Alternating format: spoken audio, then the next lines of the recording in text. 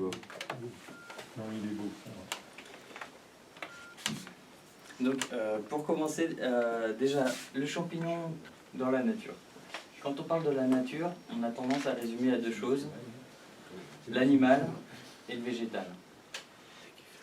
Le champignon, le règne fongique, c'est encore tout un groupe d'êtres vivants à part, d'où l'importance de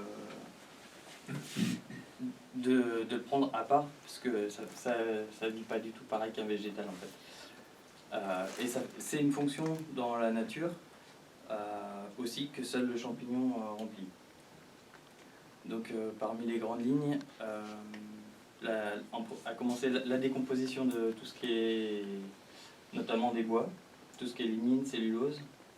Donc la nature sans champignons serait un amoncellement de troncs d'arbres qui ne seraient pas dégradés. Une autre fonction, dans le sous-sol, il y a toute une communication, c'est un peu l'internet de la nature bien avant internet, où les champignons, certains champignons, permettent aux plantes, aux arbres de communiquer entre eux. Donc un arbre peut envoyer un signal, s'il voit un prédateur arriver, peut transmettre des signaux et prévenir les autres arbres de la forêt via le mycélium. Une autre dimension, c'est le côté nurserie, c'est-à-dire que les arbres ne bougeant pas, un gros chêne est capable d'aller puiser les ressources tout au fond, en profondeur.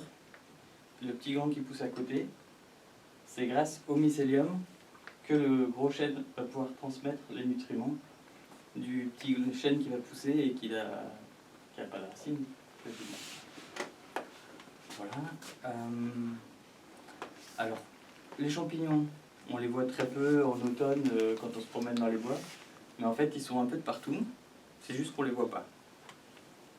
Dans les arbres, même vivants, très souvent, ils sont déjà installés au cœur des arbres. Ils attendent que l'arbre soit vieux, que l'arbre soit fragilisé pour se développer. Souvent, ils sont déjà là. Dans le sol, déjà, ils poussent du pôle Nord au désert. Alors, c'est juste qu'on ne les voit pas, ils sont sous nos pieds. Dans l'air qu'on respire, on dirait qu'il n'y a pas de champignons. Chaque bouffée d'air, on en respire des milliers, pas de champignons, de spores, de semences de champignons. Donc. Voilà. Donc, ce qui induit une caractéristique de la culture du champignon, la principale difficulté, c'est la concurrence. Parce que, comme les spores sont partout, nous on crée une nourriture pour un champignon, mais il y aura toujours, on se bat un peu contre des ennemis invisibles, pas vraiment, mais il faudra toujours se donner les moyens pour que le champignon qu'on veut cultiver passe avant les autres.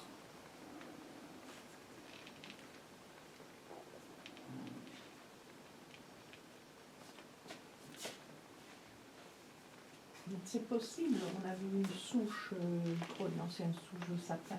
Oui. Et il y avait un tas de champignons comme des pleurotes, on n'a pas osé les manger. Hein. C'est tout à fait possible. C'est possible. Le pleurote est un champignon qui pousse ici. Moi j'en ai cueilli des souches locales et cultivées sans savoir. Sur n'importe quel mot. Alors, une particularité du pleurote, c'est que c'est vraiment un super champignon ultra conciliant, qui s'adapte à plein de choses, très combatif aussi sur cette question d'adversité, de faire face à d'autres espèces. Donc, bon, faut rester sur du feuillu. Grosso modo, pour tout ce qui est culture champignon lignivore, tant qu'on reste sur du feuillu et éviter le robinier, en général, c'est bon. Après, chaque champignon a ses goûts, quoi, ses préférences, mais en gros, ça passe. Alors, les types de champignons qu'on peut cultiver, pour les champignons qui nous intéressent, il y a les champignons du genre des prés, les champignons de Paris, tous ces champignons qui poussent dans la terre, en gros qui décomposent l'herbe et qui décomposent les crottes du bétail et tout ce qui passe par là. Donc le champignon de Paris, on peut le cultiver. Une des contraintes qui n'est pas forcément facile pour un particulier, c'est que ça demande d'avoir du volume. Il faut avoir au moins 1 mètre cube de fumier pour le faire. C'est pour ça que plein de gens croient que c'est le champignon le plus facile à cultiver. C'est pour ça que moi je préfère vous parler du pleurote. C'est faisable, mais ça demande un peu de moyens, quoi. Donc il y a les champignons qui poussent principalement dans les bois, qui décomposent le bois. Donc tous les champignons des bois, sauf les préférés, tout ce qui est trompette, bolet. Ça c'est encore une 3e famille, c'est les champignons à mycorhizes. Donc ceux qui seulement décomposent le bois, comme le pleurote, ça c'est assez facile de les élever, puisqu'ils mangent du bois mort. Donc il faut préparer du bois mort, les installer dedans, et la mailler au père. Les champignons à mycorhizes, là c'est beaucoup plus compliqué, donc ça se fait pour les truffes, parce que c'est un champignon de luxe, mais ça demande de faire pousser un champignon, ça demande de gérer un arbre, de les installer dans un milieu de vie et d'attendre que tout ça se développe. Donc tout le monde rêverait de faire pousser des chanterelles, c'est un peu plus délicat. Voilà, donc pour la culture du pleurote, on va passer au vif du sujet. Donc le substrat qu'on lui donne, c'est sa nourriture. Par rapport à un pot de fleurs où le substrat ne bouge quasiment pas, là c'est vraiment sa nourriture. Au début c'est tendu et à la fin le sac il se rétrécit.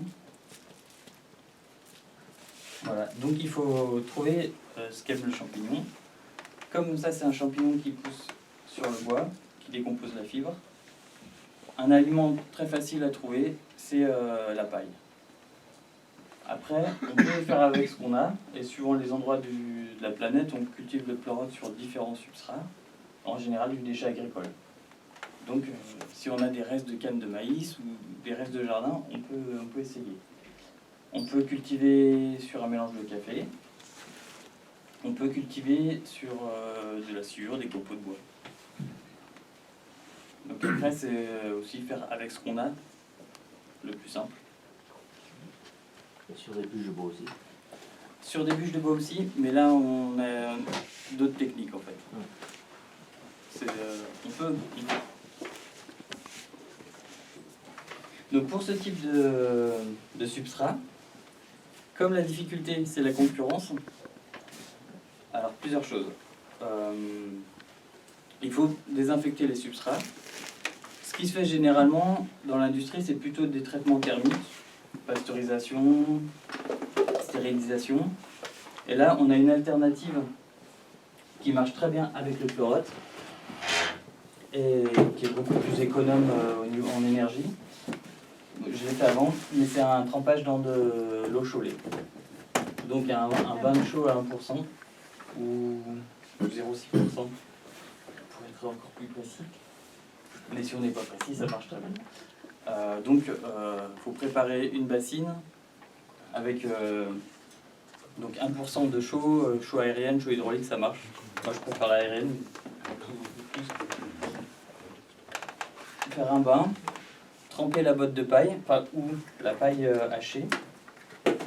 Donc là, moi c'est ce petit format, j'aime bien parce que avec ça j'ai fait pousser des pleurotes dans un petit appartement de pièces. Alors ce petit dispositif, un seau qu'on trouve dans le magasin de bricolage. Ce qui est intéressant, c'est qu'il y a des graduations, donc ça permet de savoir le volume d'eau. Donc je remplis là dans le seau. J'ai mis compressé ma paille, une assiette et un poids dessus pour empêcher que ça remonte. C'est trempé une nuit. Et le lendemain, égoutter une demi-heure, 1 heure au moins. Il faut bien égoutter, si on n'égoutte pas assez, il y a du jus qui retombe au fond des sacs. Alors, en mélange, je n'ai pas parlé d'un autre aspect, c'est la semence. La semence, en fait, c'est pas des spores. justement, si on mettait des sports, comme il y a plein d'autres sports en même temps, ce ne serait pas forcément le pleurote qui pousserait. Donc, il y a eu une première culture avant, et c'est du mycélium de pleurote élevé sur des graines. Donc là, c'est de la graine de millet. Donc c'est déjà du mycélium et qui a déjà de la nourriture qui lui permet de coloniser plus vite, donc de passer avant les concurrents. Donc on mélange les graines, donc le blanc avec la paille. Et tu refais ce que je veux.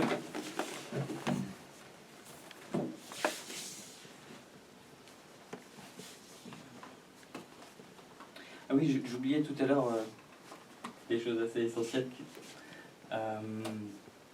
Parmi les grandes lignes, quand on parle de champignons, on a tendance à parler de ça. En fait, ça, c'est juste le fruit du champignon. Si le champignon était un rosier, ça, c'est la fleur. La rose, l'organe reproducteur. Mais le champignon, c'est tout ce filament blanc qui est dans le sac. Le mycélium. Qui, au moment où les conditions sont propices, va créer le fruit, ce que nous on appelle champignon, pour cracher des spores et assurer la reproduction. Voilà. Donc nous, on élève ce mycélium, et quand il sera prêt, il fera ses champignons.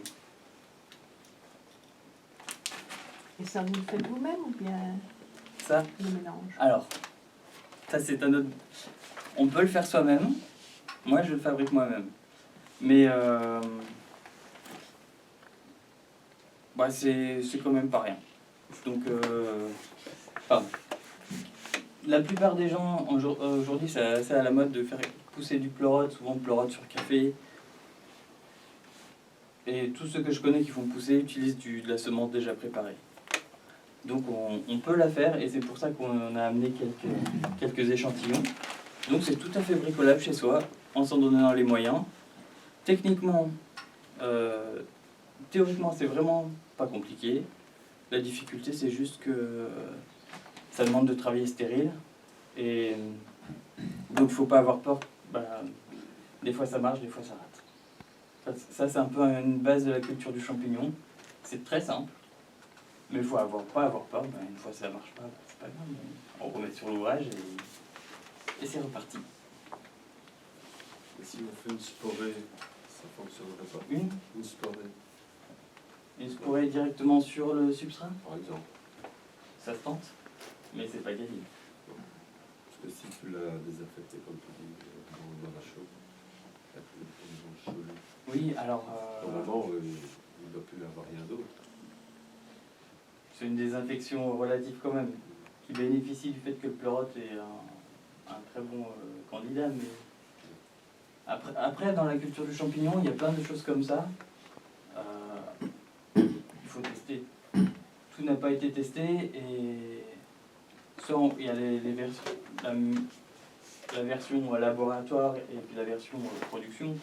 Tous ceux qui en vivent, ils sont obligés d'être hyper drastiques sur la sepsie, qui donne l'impression que c'est hyper compliqué. Après, il y a des méthodes simples qui souvent marchent. Il faut essayer. Et tu mets tout ton sachet dans le seau? Un sachet comme ça, oui, ça peut faire à peu près pour ce volume de paille. Ouais, c'est un bon litre. Plutôt 10, ouais. Donc l'intérêt de ce système, c'est que donc le trou il est percé dessous, il sert de passoire. Donc je trempe dans le jus, je suis pas venu avec le jus, mais je trempe dans le jus, j'égoutte. Et le jus, donc d'eau et de chaud, il est réutilisable. Donc c'est même très économe parce qu'il y a quasiment zéro consommable. Un petit peu de chaud, un petit peu d'eau de temps en temps, et ça tourne. Et ce que j'aime avec ce seau, c'est qu'il y a une graduation, donc je sais exactement combien d'eau est partie, donc je sais combien de choses je peux remettre. C'est combien de pourcents de chaud que tu mets? 1%. 1%. 1%. Ouais. En volume? En massique. Ouais, en poids. 6 000.